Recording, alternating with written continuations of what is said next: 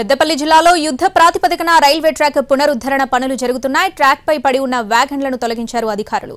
భారీ క్రేన్ల సాయంతో ట్రాక్లపై పడ్డ 12 వ్యాగన్లను తొలగించారు. ట్రాక్ దెబ్బతిన్న ప్రాంతంలో కొత్త ట్రాక్ నిర్మాణం చేస్తున్నారు.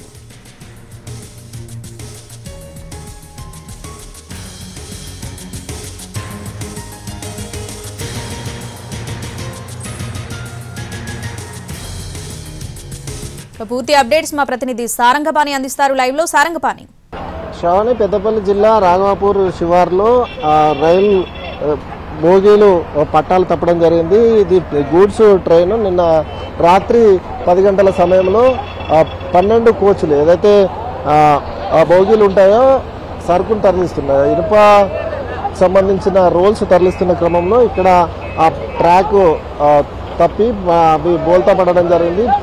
మిడిల్ ట్రాక్లో వస్తున్న ట్రైన్ ఏదైతే ఉందో అది ఇటువైపు ట్రాక్తో పాటు మరోవైపు ఉన్న ట్రాక్ పై పడడం, మొత్తం 3 ట్రాక్లు డ్యామేజ్ కావడంతో ఉత్తర భారతదేశం దక్షిణ భారతదేశం కలిపే ఈ ట్రాక్ ఏదైతే ఉందో ఇందులో వెళ్లాల్సిన ట్రైన్స్ పూర్తిగా రద్దు కావడం జరిగింది. కొన్నింటిని రద్దు చేశారు, కొన్నింటిని రీషెడ్యూల్ చేశారు, మరికొన్ని డైవర్ట్ చేసిన పరిస్థితి. ప్రస్తుతం మనం ఈ ఏదైతే ట్రాక్ పునరుద్ధరణ పనుల వద్ద ఉన్నాం. ఇక్కడ చకచకా పనులు కొనసాగుతున్నాయి.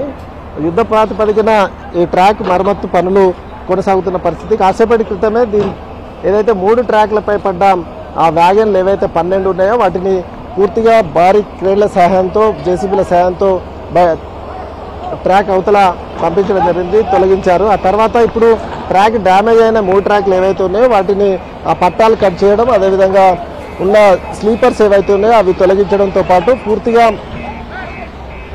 వాటిని తొలగించారు. మళ్ళీ కొత్త ట్రాక్ నిర్మాణం అనేది కొనసాగుతుంది. ప్రస్తుతం మనం విజువల్స్లో చూసుకోవచ్చు, కొత్త ట్రాక్ సైతం ఇటు వేస్తున్నారు. అయితే 2వ ట్రాకు, మిడిల్ ట్రాకు, 3వ ట్రాక్, 3 ట్రాక్లు ఉంటే ఒక్క ట్రాక్ మంచిగా ఉన్నా, సేఫ్గా ఉన్నా రైళ్ల రాకపోకలకు ఎలాంటి ఆటంకాలు ఉండకపోయేది. కాకపోతే 3 ట్రాక్లకు సంబంధించి ట్రాక్లు పట్టాలు పూర్తిగా దెబ్బతినడం, అదేవిధంగా ఒక బీభత్సమైన వాతావరణం అయితే ఇక్కడ కనిపించింది.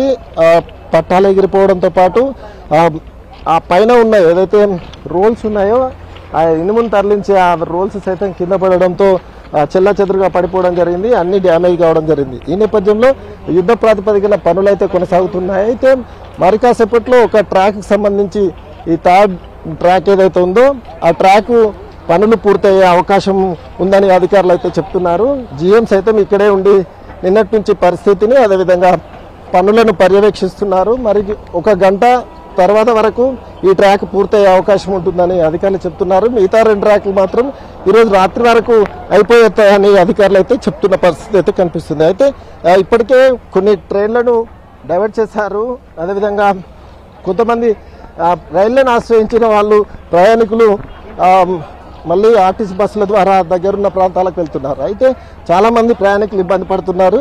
ఈ నేపథ్యంలో రైల్వే అధికారులు సైతం యుద్ధ ప్రాతిపదికన పనులను పూర్తి చేసే పనులన్నీ మగ్నమైన పరిస్థితి అయితే ఇక్కడ ఉంది. Sravani. Right Sarangapani, thanks for the updates.